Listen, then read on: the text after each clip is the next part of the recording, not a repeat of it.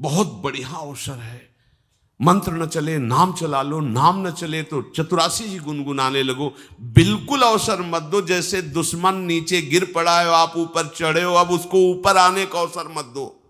ऊपर आने का अवसर दिया तो अब आपको ऊपर आने का अवसर दुश्मन नहीं दे पाएगा। ध्यान रखना, एक बार अगर अब मन चढ़ गया आपके ऊपर और मनमानी आचरण करा लिया तो आपको भजन लायक नहीं रखेगा, क्योंकि वो समझ चुका है कि तुम ऐसी जगह पहुंच चुके हो कि अगर अब हम इसको हरा ना पाए तो मुझे जिंदगी भर इसका गुलाम बनना पड़ेगा। मन ने देख लिया है कि अब हम मारे जाएंगे, अब मुझे मरना पड़ेगा, तो वो आखिरी कोशिश करके आपका नाश करेगा। बस आप सावधान हो जाओ। इस समय आपके घुटने उसके गर्दन के ऊपर हैं, ऐसा समझो, क्योंकि सदगुरु आश्रय, संत आश्रय, सत्संग, नाम धाम आश्रय। अब वो विचलित हो रहा है, भड़बड़ा रहा है, कोई तो मिले ऐसा, थोड़ा तो हमें जीवन दान दे, क्या विषय भोग, थोड़ा तो मुझे विषय सेवन करने को मिले।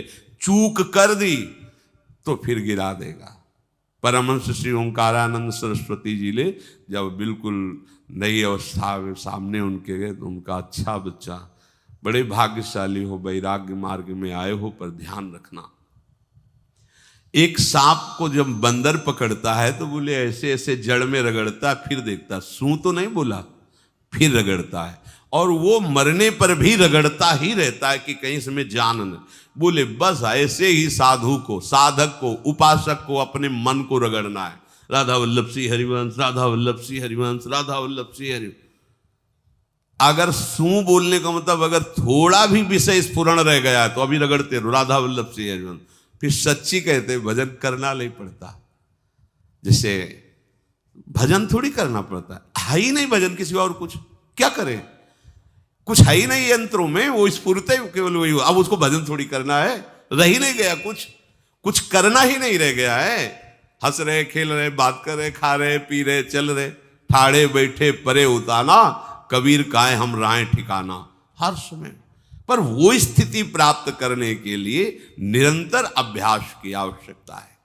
श्री भगवान कह रहे हैं कि परमम पुरुषम दिव्यम याति पार्थानुचिंतयेत, जो मेरा सदैव चिंतन करता रहता है, दिव्य परम पुरुष का साक्षात्कार उसको अपने चित्त में ही हो जाता है। चित्त स्थान भगवान वासुदेव का है।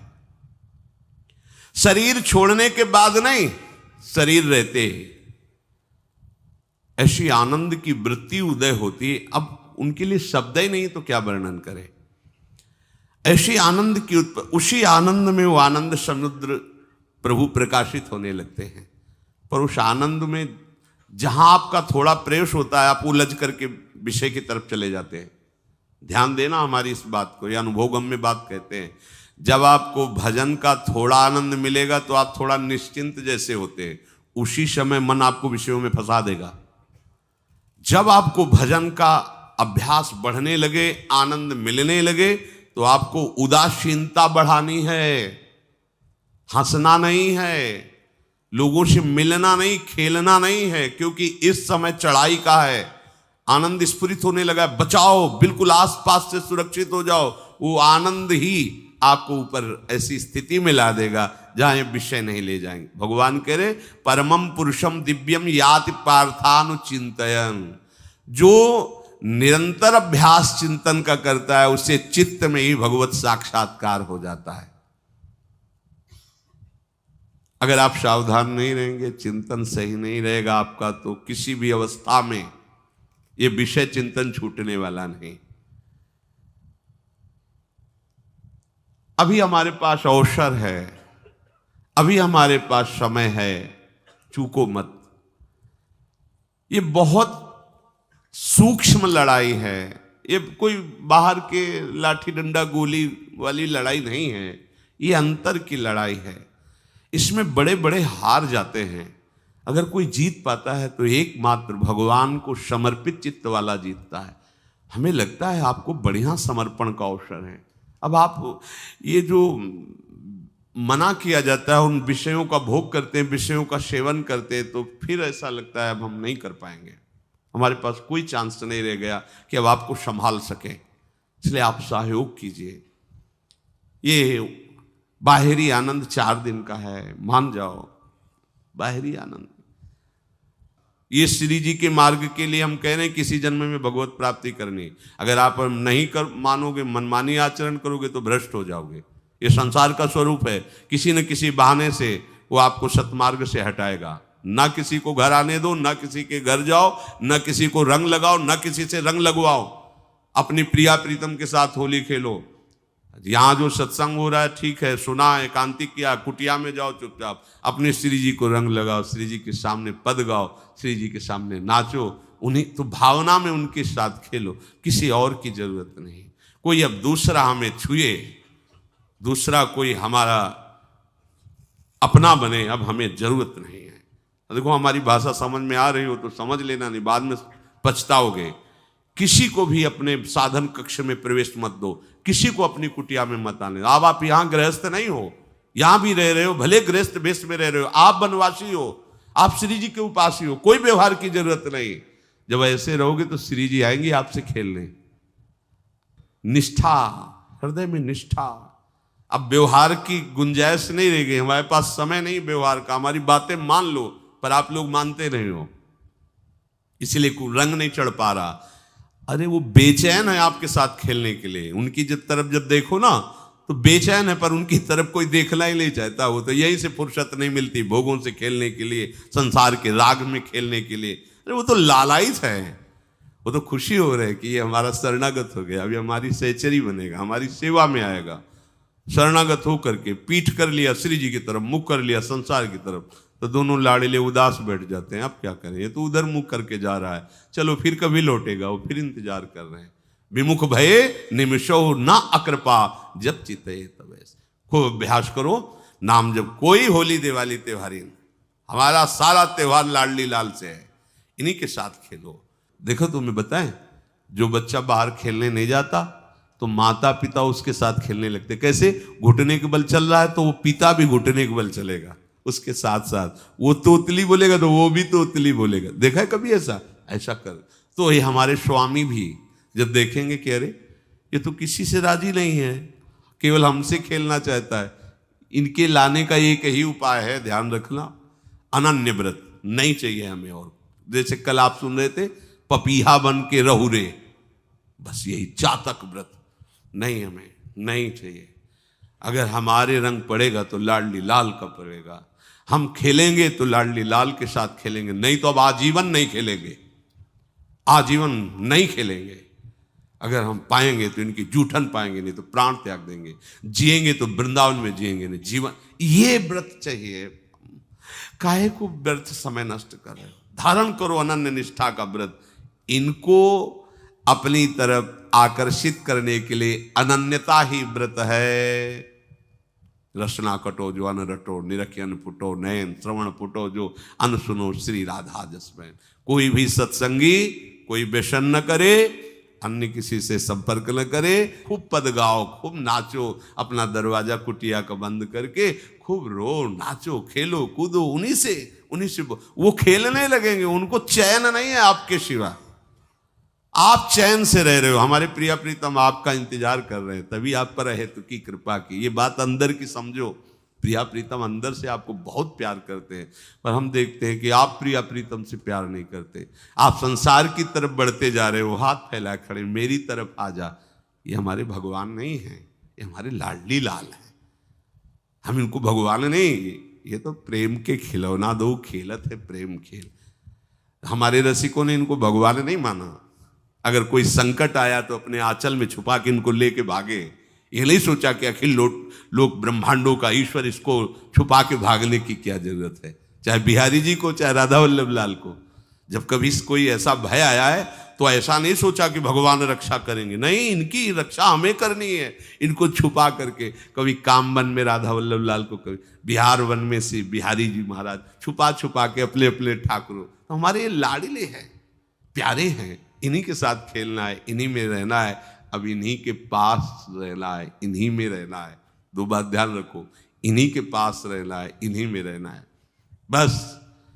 अब यही हम नहीं कर पाते, वही जो शुरुआत सत्संग में की थी, सबकी ममता ताग बटोरी, मम पद मने। ये भारी बात है, भारी बात है। जितनी जल्दी आप उदास हो जाओ संसार से, उतनी जल्दी मुस्कुराहट आ जाएगी प्रिया प्रीतम के मुख में आपके लिए।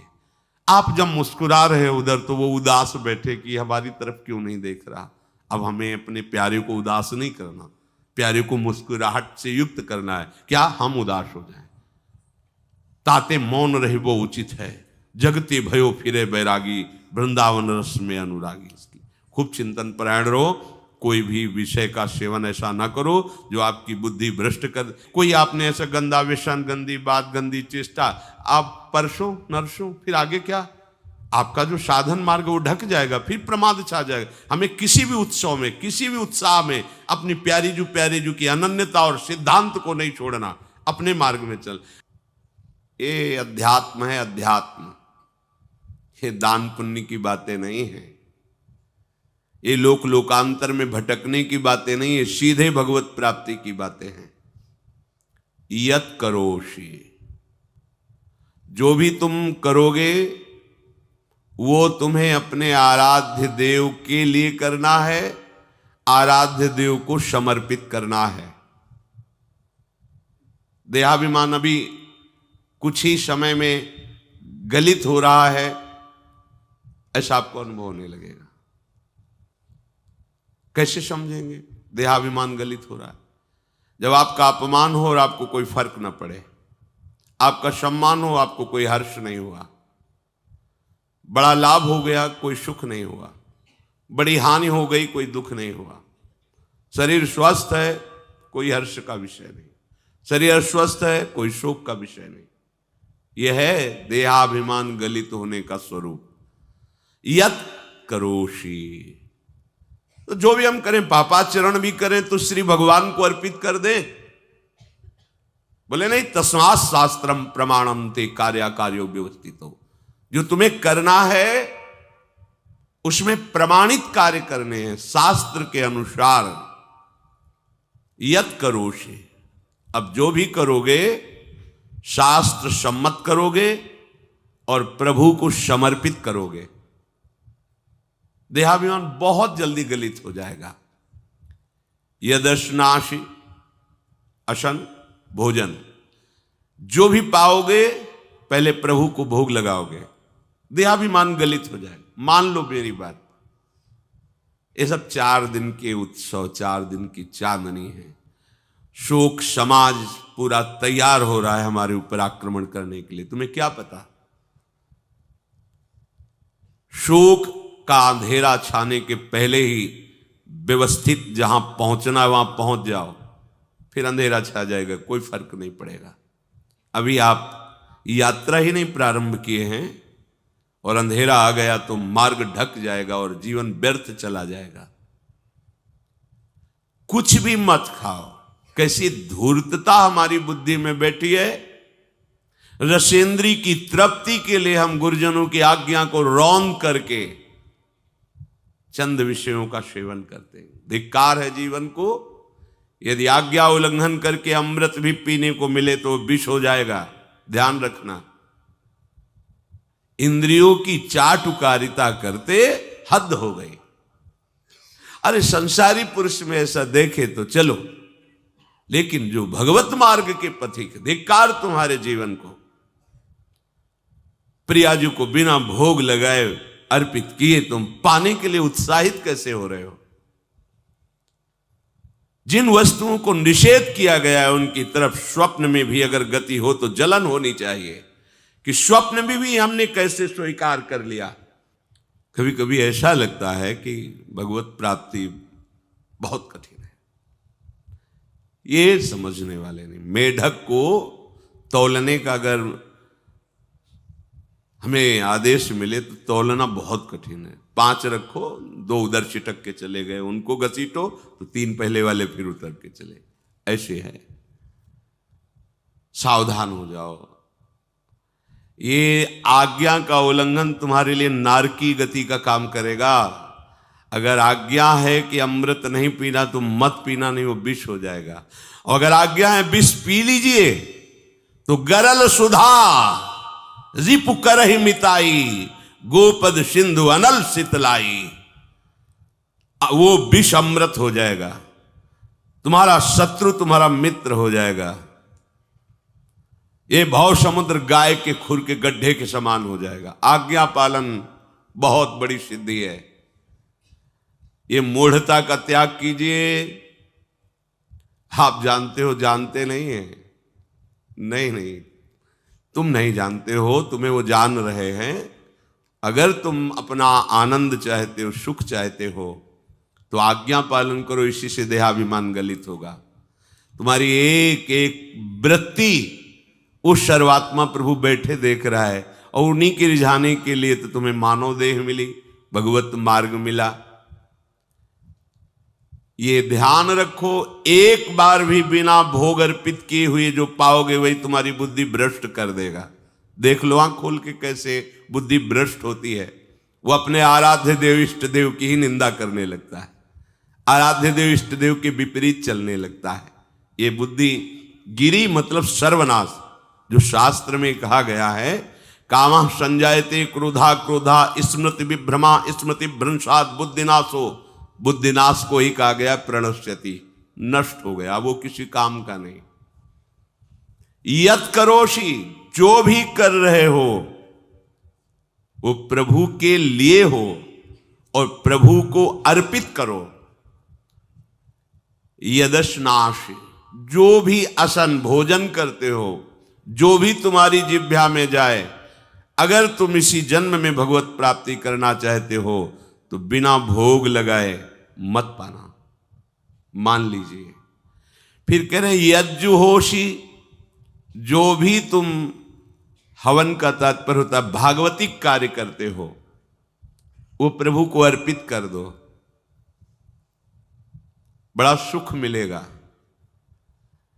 जो तुम ददाशी, किसी को भी कुछ भी देते हो, प्रभु को दे दीजिए। देने के पहले उसमें भाव कीजिए, राधा वल्लभ लाल इसके हृदय मंदिर में बैठे हैं। अब भोजन जल वस्त्र जो भी आपको उसको दिया तो उस व्यक्ति को नहीं दिया, सीधे ठाकुर जी को दिया, राधा वल्लभ लाल को दिया। यत तपस्यासी, जो भी तुम तपस्या कर रहे हो, काम वेग को सह रहे हो, क्रोध को सह रहे हो, गर्मी सर्दी सह रहे हो, अनुकूलता प्रतिकूलता सह रहे हो, ये भी प्रभु को अर्पित कर दो। भगवान आदेश कह रहे हैं तत्कुरुष्व मदर्पणम, ये सब मेरे को अर्पित करने का मतलब मेरी पूर्ति नहीं हो जाएगी, तेरी पूर्ति हो जाएगी। भला ये सब नदियां समुद्र में गिरना बंद कर दें तो समुद्र घट जाएगा क्या? यद्यप समुद्र प्राकृतिक है, चिदानंद नहीं, भगवान तो चिदानंद समुद्र है। कोई भी नदी चाहे बाढ़ युक्त जाके गिरे या गिरना बंद कर, समुद्र में कोई फर्क नहीं पड़ता। इसीलिए सेवक जी ने कहा है, मांगो मन मनुष्य दासी अपनी कर, पूर्ण काम सदा हृदयम। हे पूर्ण काम प्रभु, यद्यपि आपको मेरी जरूरत नहीं है, पर मैं अपने लिए मांग रहा हूं कि अपनी दासी बना लीजिए। मद भक्तो मईश्वरे सर्वज्ञे परम गुरु वासुदेवे समर्पित सर्वात्म भावः, यत् पश्यति शृणोति स्पृशति वा सर्वमेव भगवान वासुदेवः, इत्येवं गृहाविष्ट बुद्धिर मद भक्तः सन एतत् यथोक्तम सम्यक दर्शनम विज्ञाय मद भावाय मम भावो मद भावः परमात्म भावस्तस्मै परमात्म भावो योपपद्यते युज्यते घटते मोक्षम गच्छति। वेद कहता है, भगवान की वाणी, मद भक्तो, जो मेरा भक्त हो गया है। अभी हम देह भक्त हैं, भोगों के भक्त हैं, विषयों के भक्त हैं, काम क्रोध लोभ मोह जब जो चाहता है हमें परास्त कर देता है। लेकिन जो मद भक्त हो गया उसको नहीं। बाहरी वेश परिवर्तन से मद भक्तो नहीं होता। कभी कभी हंसी आती है कि अमृत कुंड को छोड़ करके मल कुंड का स्वाद लेने के लिए कितना लालायित है जीव। कैसी मंद बुद्धि, मतलब एकदम लगता है कि वाह प्रभु आपकी है विचित्र माया है। ये इधर कूदे तो अमृत कुंड है, इधर कूद रहा है मल कुंड है। वो जानबूझ करके अमृत को त्याग करके मलकुंड में जा रहा है। जहां हमारी प्यारी जी और प्यारे जी की ऐसी सुख वृत्ति है, वेणु कानन कुणित श्रवण सुंदर सुनत मुक्ति सम सकल सुख पाए पग पेलिरी। मोक्ष सुख को भी लात मार करके जिस सुख में बढ़ाए, कैसा कैसा तुम्हारा आश्रय है। हमारे युगल सरकार का ऐसा सुख है कि मोक्ष सुख थूक देने योग्य हो जाता है, और आप युगल सरकार को एक तुच्छ विषय के लिए छोड़ देते। कैसे भक्त हो तुम, कैसे हो तुम? खुद प्रश्न करके देखो। कभी तुम्हें अपने ऊपर धिक्कार नहीं आता? अपने को बहुत चतुर समझते हो, अपने को बहुत प्रवीण समझते हो कि कोई नहीं जानता हम क्या खाते हैं, कोई नहीं जानता हम कहां जाते हैं, कोई नहीं जानता हम कैसे खिलाड़ी हैं कि खेल रहे। अरे पागल, तू कैसा खेल रहा है। ये जगन नाटक वैभवा, वो बैठे हुए डायरेक्टर सब कुछ देख रहा है और तुम्हारी कहानी लिख रहा है। बहुत होश में हो जाओ, हर समय तुम दृष्टि में हो, ऐसा मत समझो। मद भक्तो मईश्वरे सर्वज्ञ, समझ मैं सर्वज्ञ हूं, मैं सब कुछ देख रहा हूं। परम गुरु, मैं गुरुओं का भी गुरु, परम गुरु हूं। भगवान बोल रहे वो है, वही परम गुरु है, क्योंकि गुरु शब्द ही उन्हीं के आगे है, दूसरा कोई नहीं, कोई है ही नहीं दूसरा, दूसरो न कोई, वही परम गुरु है, क्योंकि उनके सिवा कोई है नहीं, वही है परम गुरु। बड़े करुणा में है। अगर ये सोचा जाए कि भगवान की वाणी और गुरु की वाणी अलग है तो भ्रम है आपको। भगवान की वाणी गूंज रही है, पकड़ो, आपको लगेगा बातें कर रहे हो, कहां गूंज रही है? अभी ट्रांजिस्टर लाइए, लखनऊ लगाइए, अभी बोलने लगेगा, तो वाणी गूंज रही ना लखनऊ की। कानपुर लगाइए, कानपुर बोल लेगा, क्योंकि उसमें पावर है उस वाणी को घसीटने का। एक यंत्र जैसा तुम्हारे अंदर तो पावर नहीं है, तुम अपने को बहुत पावरशील समझते हो।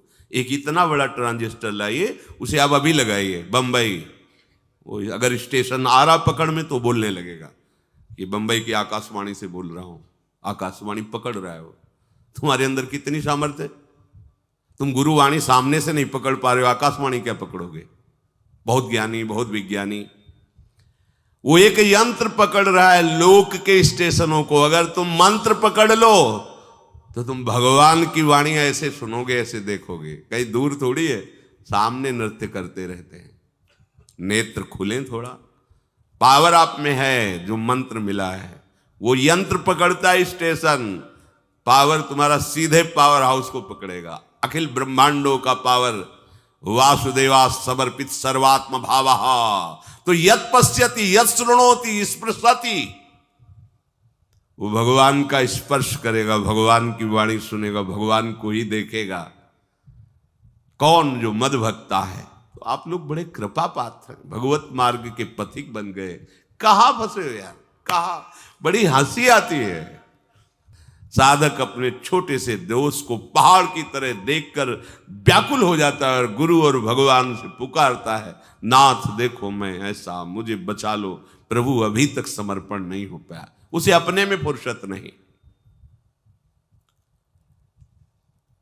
जो मेरा हो जाता है वो निरंतर मेरा चिंतन करता है, इसलिए मैं उसको सुनाई देता हूं। तुम किसका चिंतन कर रहे हो? संसार का। तो क्या सुनाई दे रहा है? संसार। तुम किसको देखना चाहते हो? संसार को। तो क्या दिखाई दे रहा है? स्त्री पुरुष दोष गुण। भगवान कह रहे मद भक्तो, जो मेरा भक्त है वो यत् पश्यति शृणोति स्पृशति। प्रभु स्पर्श में आते, केवल देखने में ही नहीं आते। क्या भगवान को ध्यान में देख लिया? ऐसा नहीं। जैसे आप गले लगते